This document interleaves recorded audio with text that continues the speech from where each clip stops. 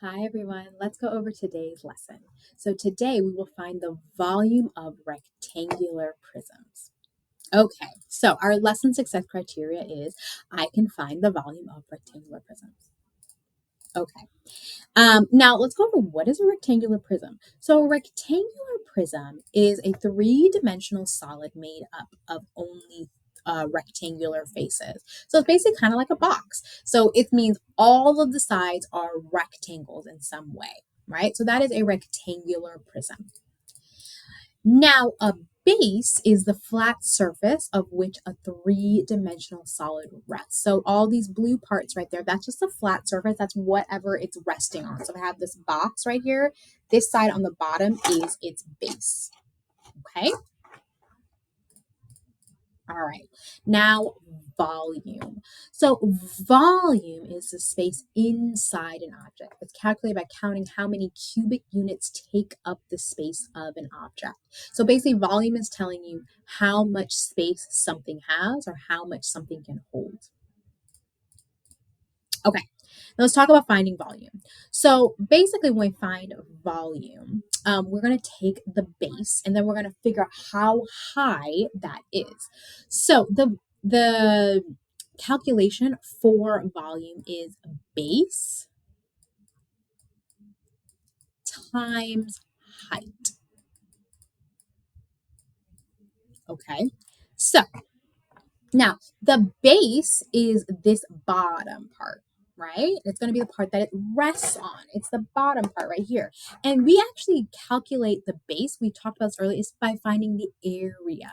So the base, we're going to find the area of that base, which is going to be length times width. Right? So let's go ahead and look at this. So I have 1, 2, 3, 4 units here at the bottom. And then the width of it is 1, 2, 3, 4, 5 on the sides, right? So if I want to go ahead and find the area of that base, I have to find what is 4 times 5, which is going to equal 20. All right, so that's the base. And then we got to do it times the height. So basically, how many of those bases, if we have the same cubic unit, so this is all 1 cubic unit or 1 unit by 1 unit, right? So this is going to be 20 inches squared because we have inches over here and then inches over there. Then we want to find out what is the inches going up. So let's pretend these are inches as well. So how many of our heights do we have? It's like we're stacking them on top of each other. So we have 1, 2, 3, 4. So we have 4 over here, right? So we cut our cube into 4 bases and stack them on top of each other. So then we have to do the base times the height, which is 4 inches. And this is the formula we use to find a rectangular prism or cubes, right? So now that we have that, 20 times 4, I'm going to go ahead and put that in blue right over here. So 20 times 4, 0 times 4 is 0, 2 times 4 is 8, is 80.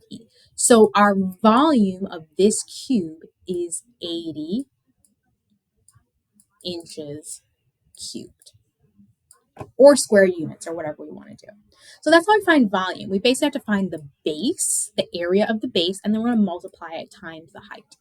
Let's go ahead and do one more example together. So let's find the volume of the rectangular prism. So first we have to find base, the area of the base, times the height. So the base is what our prism is resting on, right? So let's go ahead and find our base. So our base right here is 4 inches. So we're going to do 4 times 2, because that's going to be our width to find our base, right?